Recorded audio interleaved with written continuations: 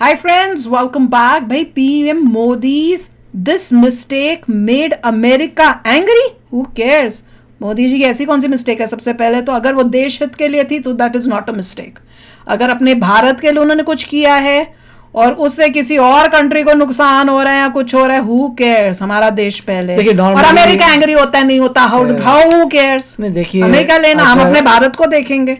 मैं तो ये कह रहा हूँ कि अमेरिका एंग्री नहीं हुआ था. अच्छा, नहीं हुआ ये था. तो एक वे ऑफ सेइंग है to emotionally wake up people, but America angry नहीं हुआ था. Let's see. अच्छा, चलो देखते हैं. तो वीडियो शुरू करते हैं. वीडियो शुरू करने से पहले अगर आप चैनल पर नए हो और आपने अभी तक सब्सक्राइब नहीं किया तो जल्दी से पहले सब्सक्राइब के बटन और बेल आइकन को क्लिक कर लो ताकि आपको हमारे सारे न्यू वीडियोस के नोटिफिकेशन मिल जाए जैसे हम अपलोड करें. अगर आपको वीडियो पसंद आता है प्लीज लाइक एंड शेयर. चलिए शुरू करते हैं. क्या भारत ईरान के साइड पर है या इजराइल के?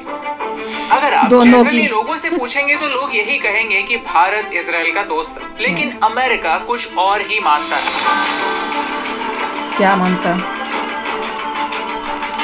हम तो नहीं मानते. अमेरिका कहता है कि भारत ईरान की इजराइल पर अटैक करने के लिए मदद कर रहा है, और तो और रशिया की यूक्रेन पर अटैक करने में भी हेल्प कर रहा है, और इसकी पनिशमेंट भारत को मिलने वाली है इकोनॉमिक सैंक्शंस के जरिए. क्यों? इन ड्रोन्स की वजह से.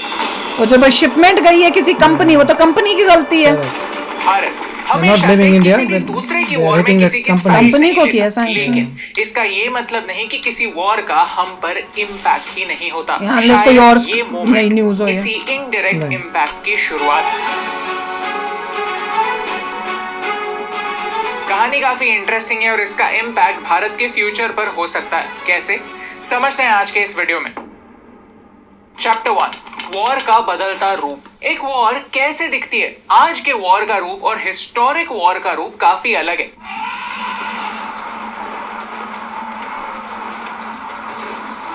आपने पुरानी मूवीज में देखा होगा कि घोड़ों पर सवार हजारों की सेना एक दूसरे से मैदान में लड़ती थी, या फिर एक बड़ी सेना एक किले को घेर लेती थी, किसी को अंदर आने न देती और किसी को बाहर जाने न देती, घेराबंदी या फिर सीज लगाती ताकि किले के अंदर का राजा सरेंडर कर दे या फिर मैदान में लड़ने के लिए उतरे. पहले वर्ल्ड वॉर में ट्रेंचेस में से वॉर लड़ी जाती थी. इन ट्रेंचेस में सिपाही रुके रहते और एक सेना को आगे एडवांस नहीं होने देते, यानी एक तरह से एक बैरियर बना देते.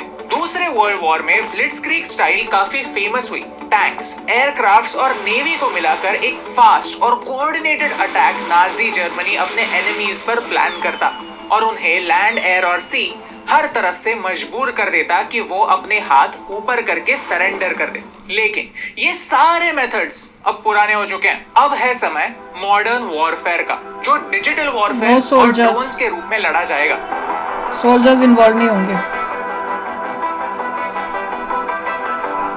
नहीं, हम टर्मिनेटर लेवल तक नहीं पहुंचे, लेकिन ड्रोन्स का इस्तेमाल वॉर में होना काफी कॉमन हो चुका है. ये वीडियो देखिए. यहाँ यूक्रेन पर एक ड्रोन स्ट्राइक होने के बाद यूक्रेन के सिपाही उस रबल में से कुछ ढूंढ रहे हैं. क्या ढूंढ रहे हैं? उन्हें इस मलबे में ऐसा क्या मिल सकता है? उन्हें चाहिए सबूत कि रशियन ड्रोन्स में अमेरिकन चिप्स यूज हो रहे हैं, क्योंकि अगर यूक्रेन ये प्रूव कर पाए कि रशिया को अमेरिकन कंपनी सप्लाई कर रही हैं, तो फिर वो डायरेक्टली अमेरिका को एक्शन लेने के लिए मजबूर कर सकता है. और एक बार अमेरिका इन्वॉल्व हो गया, फिर यूक्रेन एक स्टेप पीछे लेकर अमेरिका और रशिया को वॉर लड़ने दे सकता है. Doctor Marina Myron Kings college London में डिफेंस रिसर्चर हैं. वो कहती हैं कि पहले अगर कोई टारगेट आइडेंटिफाई करना था तो एक्चुअली स्पाइस को भेजकर आइडेंटिफाई करना पड़ता था कि लोकेशन क्या है.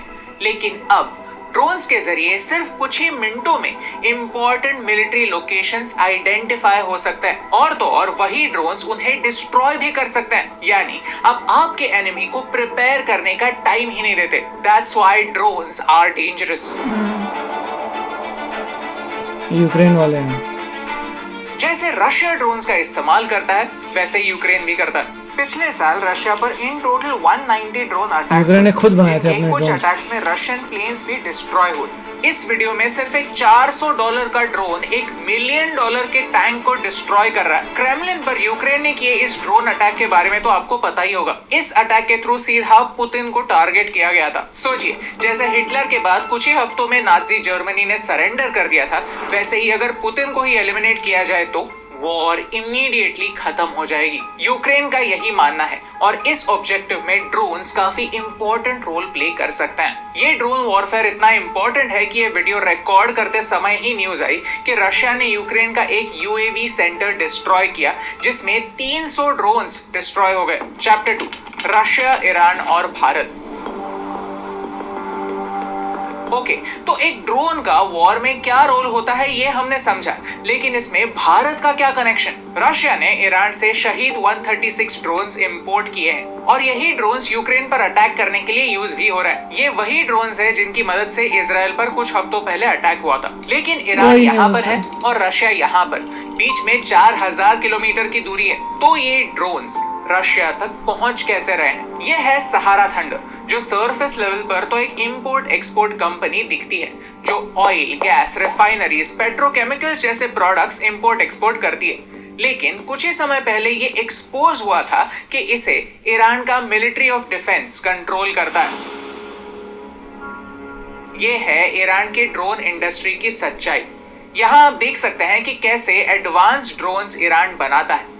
ईरान एक ड्रोन सुपर पावर है और इन ड्रोन्स का इस्तेमाल नेशनल सिक्योरिटी के साथ साथ प्रॉफिट कमाने के लिए भी होता है। इस्लामिक रेवोल्यूशनरी गार्ड कोर्स दूसरे देशों को और हमास, हिजबुल्लाह जैसे मिलिटेंट ग्रुप्स को हथियार बेचकर प्रॉफिट कमाता है। इन्हें अमेरिका एक टेररिस्ट ग्रुप मानती है। अमेरिका ये क्लेम करती है कि ईरान से ये ड्रोन्स रशिया तक पहुंचाने में इंडियन ट्रेडिंग और शिपिंग कंपनीज का हाथ है। इन टोटल उन्होंने 1 डजन से ज्यादा कंपनीज पर सैंक्शंस लगाए हैं, जिनमें से 3 कंपनीज इंडियन कंपनीज हैं। लेकिन ये सैंक्शंस होते क्या हैं? सैंक्शंस यानी स्ट्रॉन्ग एक्शन। वेस्टर्न देश दूसरे देशों से वॉर लड़ने के बजाय उन्हें फोर्स करते हैं ताकि वो गिव अप कर दें। उन पर इकोनॉमिक और पॉलिटिकल दबाव लाते हैं। सैंक्शंस पूरे देश पर लागू हो सकते हैं, जैसे रशिया पर हुए हैं, या फिर कुछ कंपनीज, कुछ ग्रुप्स या फिर कुछ इंडिविजुअल्स तक लिमिटेड भी हो सकते हैं। यानी सैंक्शंस पूरे देश पर नहीं लगे हैं, सिर्फ इन 3 कंपनीज पर लगे हैं। वीडियो की शुरुआत में हमने आपको एक सीज का एग्जांपल दिया था, याद तो होगा ना? जैसे एक किले को घेर लिया जाता है, यहाँ एक तरह का ब्लैकमेल होता है कि हमारी बात मानो, नहीं तो आपको बाकी की दुनिया से कट ऑफ कर दिया जाएगा। सैंक्शंस भी कुछ ऐसे ही होते हैं। 2022 से अमेरिका हमें सेकेंडरी सैंक्शंस की धमकी बार बार दे रहा है, जिसे हमने इस वीडियो में एक्सप्लेन भी किया। लेकिन अब पहली बार अमेरिका ने किसी इंडियन कंपनी पर दबाव लाने की भी कोशिश की है। ये एक वॉर टैक्टिक ही है, जिससे हम अच्छे डिप्लोमेसी की वजह से ही अब तक बच पाए हैं, क्योंकि केपेबल लीडर्स भारत का पॉइंट ऑफ व्यू दुनिया के सामने रख सकते हैं। लेकिन क्या वेस्टर्न देशों ने इससे पहले भारत पर कोई भी सैंक्शंस नहीं लगाए थे? चलिए समझते हैं। चैप्टर 3, भारत पर सैंक्शंस। भारत के लिए सैंक्शंस कोई नई बात नहीं है।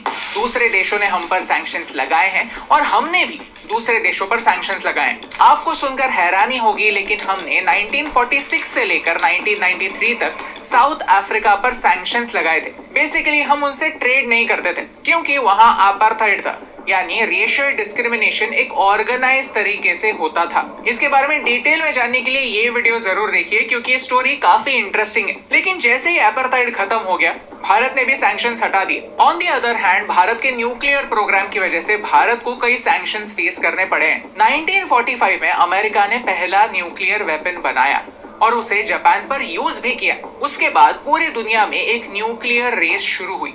यूएसएसआर, ब्रिटेन, फ्रांस और चाइना ने भी अपने अपने न्यूक्लियर वेपन्स बनाए, लेकिन उन्हें अचानक डर लगने लगा कि बाकी के देश भी अपने अपने न्यूक्लियर्स बनाएंगे और फिर पूरे वर्ल्ड में एक न्यूक्लियर वॉर हो जाएगी। तो उन्होंने 1968 में नॉन प्रोलिफरेशन ट्रीटी साइन की, जिसके थ्रू वो अपनी टेक्नोलॉजी दूसरे देशों को ट्रांसफर नहीं करेंगे। Doctor Homi Bhabha nuclear programme पर बहुत पहले से काम कर रहे थे, लेकिन उनकी काफी सस्पिशियस तरीके से 1966 में डेथ हो गई और हमारा न्यूक्लियर प्रोग्राम पीछे पड़ गया।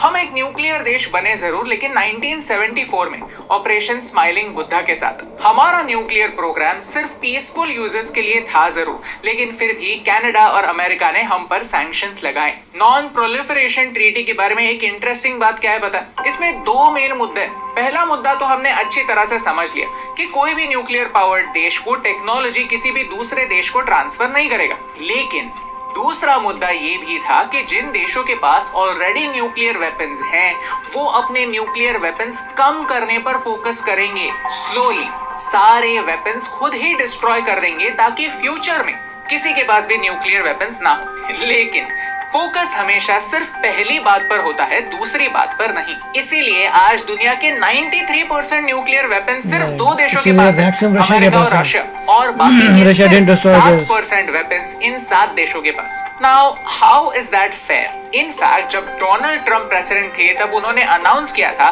कि आने वाले कुछ सालों में अमेरिका $1 ट्रिलियन स्पेंड करेगा ताकि वो अपने न्यूक्लियर वेपन्स को मॉडर्नाइज कर पाए। वापस आते हैं सैंक्शंस पर। जब 1998 में हमने पोखरण में फिर से न्यूक्लियर टेस्ट की, उसके बाद अमेरिका ने हम पर सैंक्शंस लगाए। इवन जापान ने हमसे पॉलिटिकल एक्सचेंज और हमें मिलने वाला इकोनॉमिक एड कम कर दिया। न्यूक्लियर प्रोग्राम को तो छोड़ दीजिए, सबसे इंटरेस्टिंग पार्ट यह है कि अमेरिका ने इसरो पर भी सैंक्शंस लगाए थे। 1992 में जब रशिया हमें रॉकेट्स की टेक्नोलॉजी ट्रांसफर कर रहा था, तब अमेरिका ने इसरो पर सैंक्शंस लगाए। अगर आपने रॉकेटरी मूवी देखी होगी तो उसमें इस मुद्दे को थोड़ा सा टच किया है। सैंक्शंस के थ्रू कोई भी देश उनकी टेक्नोलॉजी को यूज करने से हमें रोक सकता है। जैसे कारगिल वॉर के दौरान अमेरिका ने हमें उनके जीपीएस टेक्नोलॉजी को यूज करने से रोका था। सोचिए आज कितनी सारी टेक्नोलॉजी के लिए हम फॉरेन देशों पर निर्भर हैं। ये कैमरा, ये माइक, ये वीडियो जिस मशीन पर एडिट होगा वो मशीन और उसका सॉफ्टवेयर भी फॉरेन कंपनीज का। यानी किसी भी मोमेंट अगर कोई कॉन्फ्लिक्ट होता है तो फिर सैंक्शन एक ऐसा हथियार है जो बस एक बटन दूर होता है। इसीलिए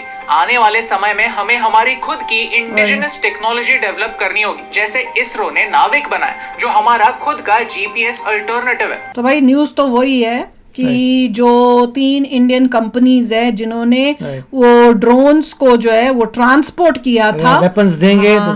तो अब तो वो तो होगा ही, क्योंकि यूएसए का तो अपना यही स्टैंड है। ईरान वेपन्स ने बेचा था रशिया को, और इंडियन कंपनी ईरान को तो सैंक्शंस किए ही है। इंडियन कंपनीज को पता भी नहीं होगा क्या लेके जा रहे हैं, उनको पता नहीं होगा। तो उन्होंने कहा कि भैया वो तो तुम्हारे फंक्शनिंग में प्रॉब्लम है कि तुमने चेक नहीं किया क्या माल जा रहा है, यहाँ तुमको धोखे से उन्होंने डाल दिया बोल के कि कुछ और है और तुम्हारे शिपमेंट में भेज दिया। तो वो तो उसलिए बोल रहे हैं कि इसमें कोई एग्री वाली बात नहीं थी। यूएस ने बोला कि भाई हमें पता चला, बाकी कंट्रीज का भी तो किया है ना। दूसरे कह रहे हैं पता नहीं 11 या 12 ऐसी कंपनीज हैं, उसमें से 3 इंडियन है, तो बाकियों को भी अगर आप वेपन्स दे रहे हो आपको पता नहीं चले, कंपनीज को इंडियन पता चल गया होगा, ओ अच्छा ये अब उनको भी पता चल जाएगा कि भाई ईरान ऐसे काम भी करता है, देखो कि तुमको फंसा रहा है, अपने गंदे काम कर रहा है और इलीगली जिसको शिपमेंट किया है तो इंडियन कंपनी को पता लगा कि धोखा दिया गया था। ईरान बोला गया था तुम संतरे लेके जा रहे हो और अंदर क्या था, तो ऐसा पता चला ईरान कितना धोखेबाज है, इंडियन कंपनीज को भी फंसा रहा है अपनी चालबाजी से, इलीगल काम करके, और उसके बाद इंडिया को के लिए भी टफ सिचुएशंस क्रिएट कर रहा है। इंडिया की रिलेशनशिप्स भी खराब करने को लगा हुआ है अमेरिका के साथ। तो एनीवे एक लर्निंग एक्सपीरियंस है कि भाई किसी को ट्रस्ट मत करो, और हर चीज़ जो है खुद बनाना, मेड इन इंडिया होनी चाहिए, ताकि कोई अगर आपके ऊपर सैंक्शन कर रहा हो या करना भी चाहता हो तो आपको कोई फर्क नहीं पड़े। चाइना उस तरफ, और चाइना वो ही कर रहा है। तो चलो आप भी शेयर करना अपने थॉट्स। चलते हैं, मिलेंगे नेक्स्ट वीडियो में बहुत ही जल्द। Till then take care and bye bye. तो अगर आप मेरे इस चैनल पे नए हो तो जल्दी से सब्सक्राइब के बटन को हिट करो और बेल आइकन को क्लिक करो, ताकि आपको मेरा जब नया वीडियो मैं लगाऊं आपको उसके बारे में जल्दी से पता चल जाए।